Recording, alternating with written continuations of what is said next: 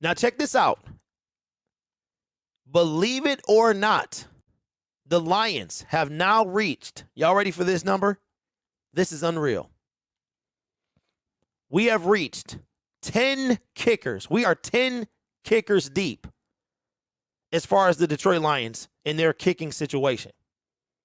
Now remember, when Dan Campbell and Brad Holmes took over, Matt Prater was the kicker for the Detroit Lions. And according to reports, Brad Holmes didn't want to re-sign Matt Prater. Now, I don't care if you're old, if you're a seasoned veteran. Look at Adam V. Before he retired. He was still booting him, right? Speaking of kickers that's off the market, Rodrigo Blankenship is on the team now. Matt Prater, the rumor is that Matt Prater wanted to be here and finish his career as a Detroit Lion. But instead, we let him walk. And now, since he's been gone, which has only been a year and a half, we have now had 10 kickers come and go from the city of Detroit. We had Matthew Wright, who is kicking field goals for another team right now. Randy Bullock.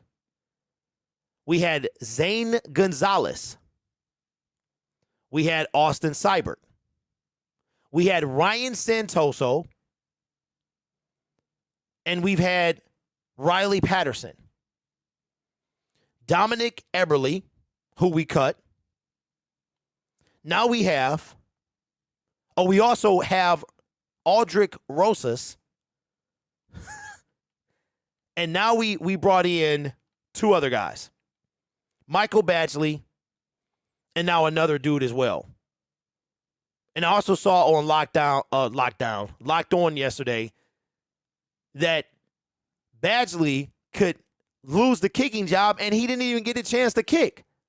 They will have a kicking competition this weekend heading into Dallas. So we don't have a kicker still. It's so bad that we could draft a kicker. We could draft a kicker.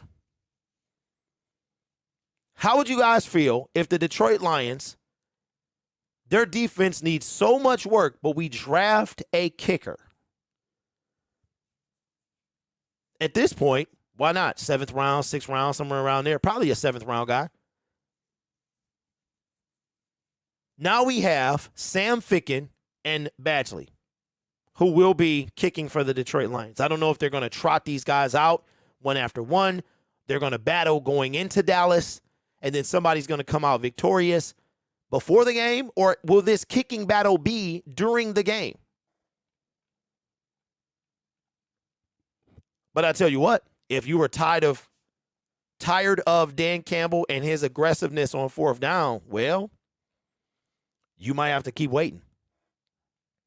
Because 10 kickers deep since the release of Matt Prater, and we are going into Dallas with a kicking competition. We've talked about quarterback controversy. Ficken beat out Badgley in Tennessee, and then he got hurt. Check this out, Nick. My good friend, the Coach Plays, who has a YouTube channel and is a Tennessee Titan fan, right when I made that video, he actually said the same thing you just said, that he was kicking pretty good, and then he got hurt. So, is he the one? Is he the one that will cease our kicking woes for this team? Again, bringing it back to Brad Holmes. So on this show, we've talked about signing DJ Chark, although it's a heavily incentive-based deal. We've talked about drafting Jamison Williams, and we've talked about who will not impact the team until the season is probably lost. And now we're talking about letting Matt Prater go. I think we get caught up in the draft and all this other stuff, and we're looking at Matt Patricia, what he did to the team, and what Brad Holmes has had to undo.